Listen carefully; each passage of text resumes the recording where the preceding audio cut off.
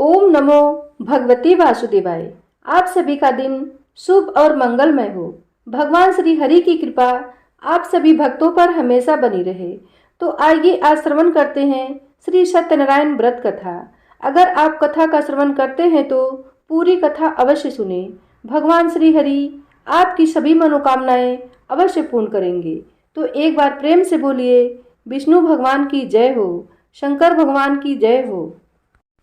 एक समय की बात है, नैमिषारण्य तीर्थ में शौनक आदि 88,000 ऋषियों ने श्री सूत जी से पूछा, हे प्रभु, इस कलयुग में वेद विद्या रहित मनुष्यों को प्रभु भक्ति में किस प्रकार मिल सकती है तथा उनका उद्धार कैसे होगा। हे मुनिश्रेष्ठ, कोई ऐसा तप बताइए जिससे थोड़े समय में ही पुण्य मिले और मनवांछित फल भी मिल जाए। इस प्रकार की कथा सुनने की हम इच्छा रखते हैं। सर्वशास्त्रों के ज्ञाता सूत जी बोले, हे वैष्णव में पूज्य, आप सभी ने प्राणियों के हित की बात पूछी है, इसलिए मैं एक ऐसे व्रत को आप लोगों को बताऊंगा जिसे नारद जी ने लक्ष्मी नारायण जी से पूछा था और लक्ष्मीपति ने मुनिश्रेष्ठ नारद जी से कहा था। आप सभी से ध्यान से सुने। एक समय की बात है, योगी राज नारद जी दूसरों के हित की इच्छा के लिए अनेकों लोकों में घूमते हुए मृत्यु लोक में आ पहुंचे। यहाँ उन्होंने अनेक योनियों में जन्मे प्राय सभी मनुष्यों को अपने कर्मों द्वारा अनेकों दुखों से पीड़ित देखा। उनका दुख देख नारद जी सोचने लगे कि कैसा यत्न किया जाए जिसके करने से निश्चित रूप से मानव के दुखों का अंत हो जाए। इसी प्रकार पर विचार करते हुए, मनन करते हुए वह विष्णु लोक में गए। वहाँ वह देवों के इस नारायण की स्तुति करने लगे, जिनके हाथों में शंख, चक्र, गदा और पद्म थे, गले में बरमाला पहने हुए थे। स्तुति करते हुए नारद जी बोले कि हे भगवान, आप अत्यंत शक्ति से संपन्न हैं। मन तथा वाणी भी आपको नहीं पा सकती है। आपका आदि, मध्य तथा अंत नहीं है। निर्गुण स्वरूप सृष्टि के कारण भक्तों के दुख को दूर करने वाले हैं। आपको मेरा नमस्कार है। नारद जी की स्तुति सुन विष्णु भगवान बोले, हे मुनिश्रेष्ठ, आपके मन में क्या बात है? आप किस काम के लिए पधारे हैं, उसे निसंकोच होकर कहें। इस पर नारद मुनि बोले कि मृत्यु लोक में अनेक योनियों में जन्मे मनुष्य अपने कर्मों के द्वारा अनेकों दुख से दुखी हो रहे हैं। हे नाथ, आप मुझ पर दया रखते हैं तो बताइए कि वो मनुष्य थोड़े प्रयास से ही अपने दुखों से कैसे छुटकारा पा सकते हैं। श्री हरि बोले कि हे नारद, मनुष्यों की भलाई के लिए तुमने बहुत अच्छी बात पूछी है। जिसके करने से मनुष्य मोह से छूट जाता है, वह बात मैं कहता हूँ, उसे सुनो। स्वर्ग लोक व मृत्यु लोक दोनों में एक दुर्लभ व्रत उत्तम है, जो पुण्य देने वाला है। आज प्रेमवश होकर मैं तुमसे कहता हूँ। श्री सत्यनारायण भगवान का यह व्रत अच्छी तरह विधान पूर्वक करके मनुष्य तुरंत ही यहाँ सुख भोग कर मरने पर भी मोक्ष पाता है। श्री हरि के वचन सुन नारद जी बोले कि उस व्रत का क्या फल है और उसका विधान क्या है? यह व्रत किसने किया था? इस व्रत को किस दिन करना चाहिए? सभी कुछ विस्तार से बताएं। नारद की बात सुनकर श्री हरि बोले, दुख व शोक को दूर करने वाला, यह सभी स्थानों पर विजय दिलाने वाला, मानव को भक्ति व श्रद्धा के साथ शाम को श्री सत्यनारायण की पूजा धर्मपरायण होकर ब्राह्मणों व बंधुओं के साथ करनी चाहिए। भक्ति भाव से ही नैवेद्य केले का फल, घी, दूध और गेहूं का आटा सवाया लें। गेहूं के स्थान पर साठी का आटा, शक्कर तथा गुड़ लेकर वह सभी भक्ष्यभूत पदार्थों को मिलाकर भगवान का भोग लगाएं। ब्राह्मणों सहित बंधु बांधवों को भी भोजन कराएं। उसके बाद स्वयं भोजन करें। भजन कीर्तन के साथ भगवान की भक्ति में लीन हो जाएं। इस तरह से सत्यनारायण भगवान का यह व्रत करने पर मनुष्य की सारी इच्छाएं निश्चित रूप से पूरी होती हैं। इस कलिकाल अर्थात कलयुग में मृत्यु लोक में मोक्ष का यही एक सरल उपाय बताया गया है। श्री सत्यनारायण व्रत का पहला अध्याय समाप्त हुआ। बोलिए श्री सत्यनारायण भगवान की जय हो। दूसरा अध्याय। सूत जी बोले, हे ऋषियों, जिसने पहले समय में इस व्रत को किया था उसका इतिहास कहता हूँ, ध्यान से सुनो। सुंदर काशीपुरी नगरी में एक अत्यंत निर्धन ब्राह्मण रहता था। भूख प्यास से परेशान वह धरती पर घूमता रहता था। ब्राह्मणों से प्रेम करने वाले भगवान ने एक दिन ब्राह्मण का वेश धारण कर उसके पास आकर पूछा, हे विप्र, नित्य दुखी होकर तुम पृथ्वी पर क्यों घूमते हो? दीन ब्राह्मण बोला, मैं निर्धन ब्राह्मण हूँ, भिक्षा के लिए धरती पर घूमता रहता हूँ। हे भगवान, यदि आप इसका कोई उपाय जानते हो तो बताइए। वृद्ध ब्राह्मण कहता है कि सत्यनारायण भगवान मनोवांछित फल देने वाले हैं, इसलिए तुम उनका पूजन करो। इसे करने से मनुष्य सभी दुखों से मुक्त हो जाता है। वृद्ध ब्राह्मण बनकर आए सत्यनारायण भगवान उस निर्धन ब्राह्मण को व्रत का सारा विधान बताकर अंतर्ध्यान हो गए। ब्राह्मण मन ही मन सोचने लगा कि जिस व्रत को वृद्ध ब्राह्मण कहने को कह गए हैं, मैं उसे जरूर करूँगा। यह निश्चय करने के बाद उसे रात में नींद नहीं आई। वह सवेरे उठकर सत्यनारायण भगवान के व्रत का निश्चय कर भिक्षा के लिए चला गया। उस दिन निर्धन ब्राह्मण को भिक्षा में बहुत धन मिला, जिससे उसने बंधु बांधवों के साथ मिलकर श्री सत्यनारायण भगवान का व्रत संपन्न किया। भगवान सत्यनारायण का व्रत संपन्न करने के बाद वह निर्धन ब्राह्मण सभी दुखों से छूट गया और अनेक प्रकार की संपत्तियों से युक्त हो गया। उसी समय से यह ब्राह्मण हर माह इस व्रत को करने लगा। इस तरह से सत्यनारायण भगवान के व्रत को जो मनुष्य करेगा वह सभी प्रकार के पापों से छूटकर मोक्ष को प्राप्त होगा।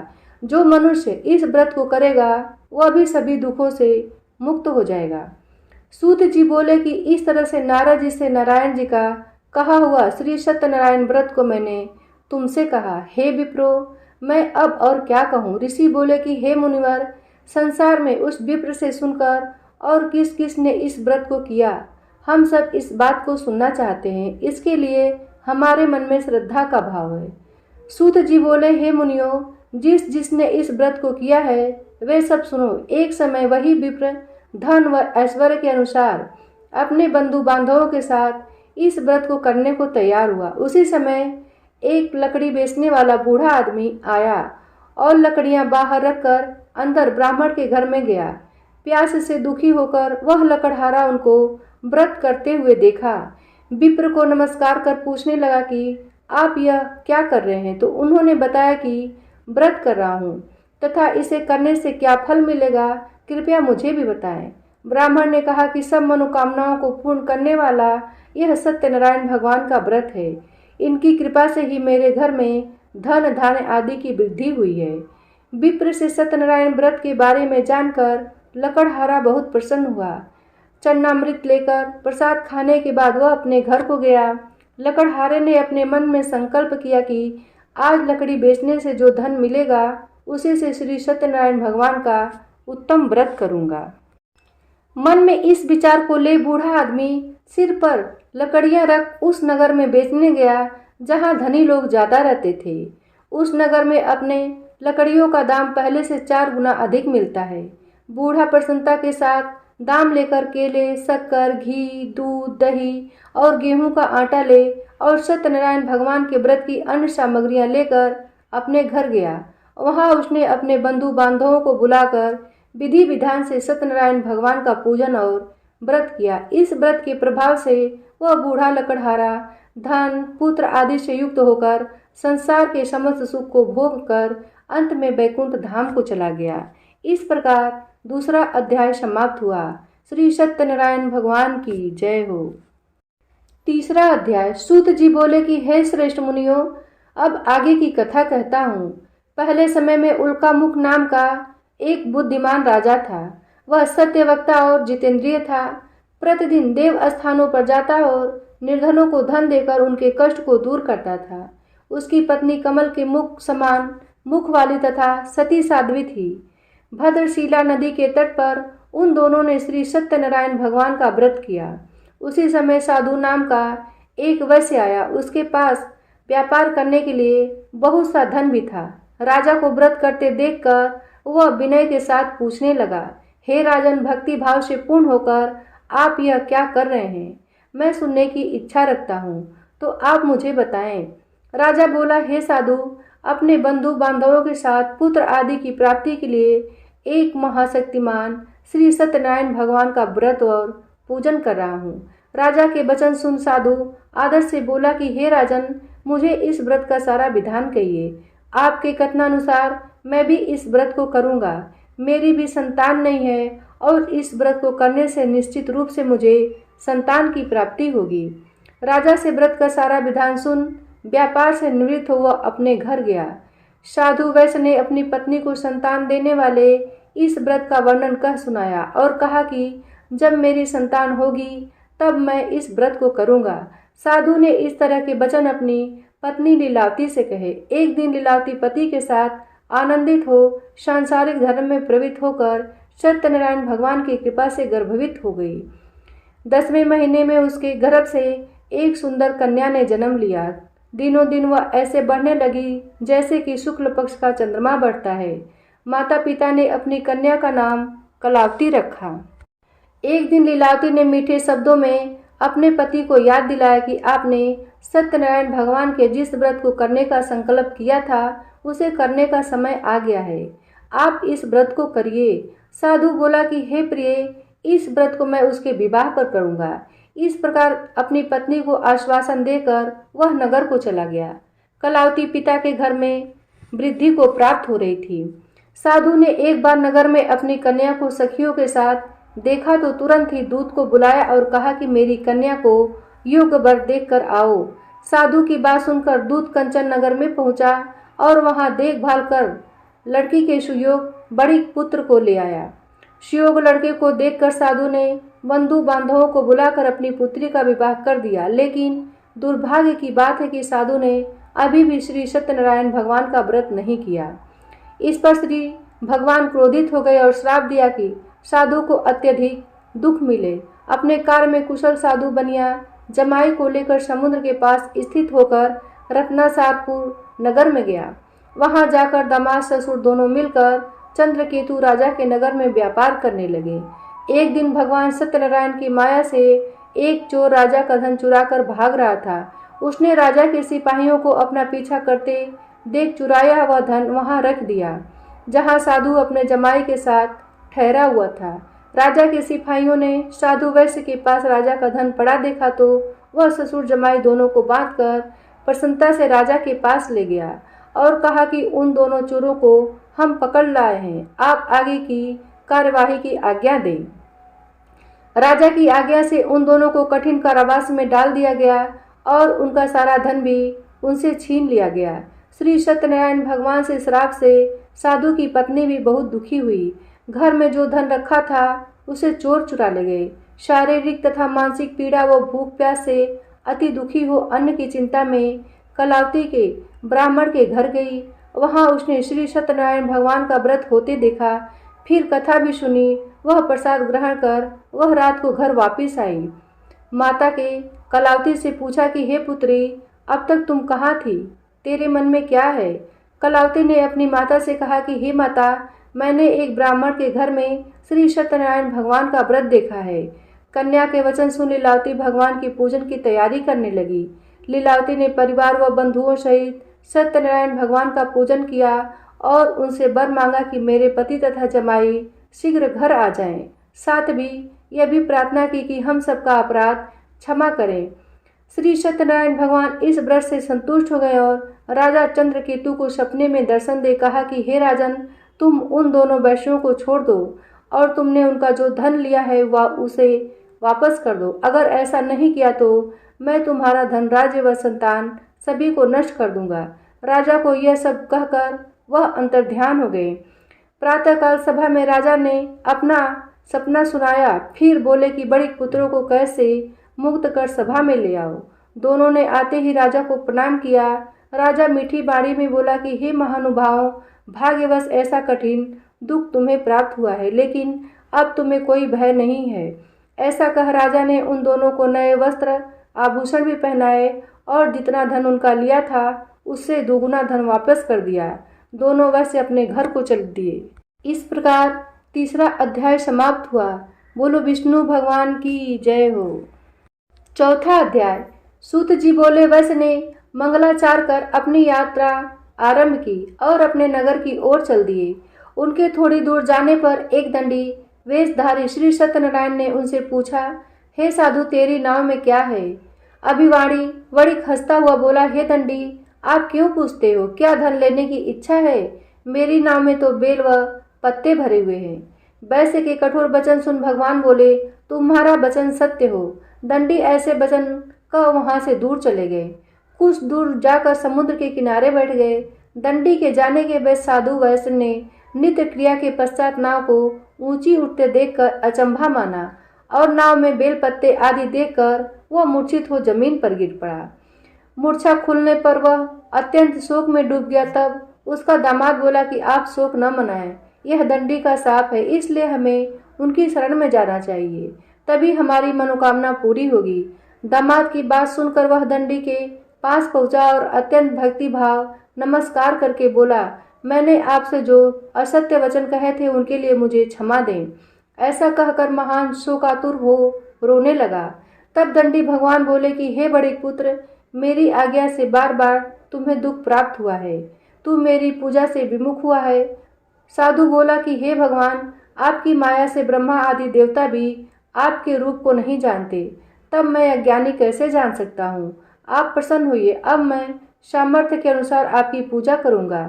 मेरी रक्षा करो और पहले के समान नौका में धन भर दो। साधु वैश्य की भक्तिपूर्वक वचन सुनकर भगवान प्रसन्न हो गए और उसकी इच्छा अनुसार वरदान देकर अंतर ध्यान हो गए। ससुर जमाई जब नाव पर आए तो नाव धन से भरी हुई थी। फिर वही अपने अन्य साथियों के साथ सत्यनारायण भगवान का पूजन कर अपने नगर को चल दिए। जब नगर के नजदीक पहुंचे तो दूत को घर पर खबर करने के लिए भेज दिया। दूत साधु की पत्नी को प्रणाम कर कहता है कि मालिक अपने दामाद सहित नगर के निकट आ गए हैं। दूत की बात सुन साधु की पत्नी लीलावती ने बड़े हर्ष के साथ सत्यनारायण भगवान का पूजन कर अपनी पुत्री कलावती से कहा कि मैं अपने पति के दर्शन को जाती हूँ, तू कार्य पूर्ण कर शीघ्र आ जाना। माता के ऐसे वचन सुन कलावती जल्दी में प्रसाद छोड़ अपने पति के पास चली गई। प्रसाद की अवज्ञा के कारण श्री सत्यनारायण भगवान रुष्ट हो गए और नाव सहित उसके पति को पानी में डुबो दिया। कलावती अपने पति को वहां न पाकर रोती हुई जमीन पर गिर पड़ी। नौका को डूबा हुआ देखकर कन्या को रोता देख साधु दुखी होकर बोला कि हे प्रभु, मुझसे तथा मेरे परिवार से जो भूल हुई है उसे क्षमा करें। साधु के दीन वचन सुनकर श्री सत्यनारायण भगवान प्रसन्न हो गए और आकाशवाणी हुई, हे साधु, तेरी कन्या मेरे प्रसाद को छोड़कर आई है, इसलिए उसका पति अदृश्य हो गया है। यदि वह घर जाकर प्रसाद खाकर लौटती है तो इसे इसका पति अवश्य मिलेगा। ऐसी आकाशवाणी सुन कलावती घर पहुंचकर प्रसाद खाती है और फिर आकर अपने पति के दर्शन करती है। उसके बाद साधु अपने बंधु बांधवों सहित श्री सत्यनारायण भगवान का विधि विधान से पूजन करता है। इस लोक का सुख भोग कर अंत में स्वर्ग को जाता है। इस प्रकार श्री सत्यनारायण व्रत का चौथा अध्याय संपूर्ण हुआ। प्रेम से बोलिए श्री विष्णु भगवान की जय हो। पांचवा अध्याय। सूत जी बोले, हे ऋषियों, मैं और भी एक कथा सुनाता हूँ, उसे भी ध्यान पूर्वक सुनो। प्रजा पालन में लीन तुंगध्वज नाम का एक राजा था। उसने भी भगवान का प्रसाद त्याग कर बहुत ही दुख सहन किया। एक बार वन में जाकर वन्य पशुओं को मारकर वह बड़ के पेड़ के नीचे आया। वहां उसने ग्वालों को भक्तिभाव से अपने बंधुओं सहित सत्यनारायण भगवान का पूजन करते देखा। अभिमानवश राजा ने उन्हें देखकर भी पूजा स्थान में नहीं गया और न ही उसने भगवान को नमस्कार किया। ग्वालों ने राजा को प्रसाद दिया, लेकिन उसने वह प्रसाद वही छोड़कर अपने घर को चलाया। जब वह नगर में पहुंचा तो वहां सब कुछ तहस नहस हुआ था, तो वह शीघ्र ही समझ गया कि यह सब भगवान ने ही किया है। वह दोबारा ग्वालों के पास पहुंचा और विधि पूर्वक पूजा करके प्रसाद खाया तो श्री सत्यनारायण भगवान की कृपा से सब कुछ पहले जैसा हो गया। दीर्घ काल तक सुख भोगने के बाद मरणोपरांत उसे स्वर्गलोक की प्राप्ति हुई। जो मनुष्य परम दुर्लभ इस व्रत को करेगा तो भगवान सत्यनारायण की अनुकंपा से उसे धन्य धान की प्राप्ति होगी। निर्धन धनी हो जाता है और भय मुक्त हो जीवन जीता है। संतानहीन मनुष्य को संतान सुख मिलता है और सारे मनोरथ पूर्ण होने पर मानव अंत काल में बैकुंठ धाम को जाता है। सूत जी बोले, जिन्होंने पहले इस व्रत को किया है, अब उनके दूसरे जन्म की कथा कहता हूँ। वृद्ध सतानंद ब्राह्मण ने सुदामा का जन्म लेकर मोक्ष की प्राप्ति की। लकड़हारे ने अगले जन्म में निषाद बनकर मोक्ष प्राप्त किया। उल्का मुख नाम का राजा दशरथ होकर बैकुंठ को गए। साधु नाम के वैश्य ने मोर ध्वज बनकर अपने पुत्र को आरे से चीरकर मोक्ष पाया। महाराज तुंगध्वज ने स्वयंभू होकर भगवान में भक्ति युक्त होकर कर्म कर मोक्ष पाया। महाराज तुंगध्वज ने स्वयंभू होकर भगवान में भक्ति युक्त हो कर्म कर मोक्ष पाया। श्री सत्यनारायण व्रत का कथा का 5वां अध्याय संपूर्ण। बोलिए सत्यनारायण भगवान की जय हो। विष्णु भगवान की जय हो।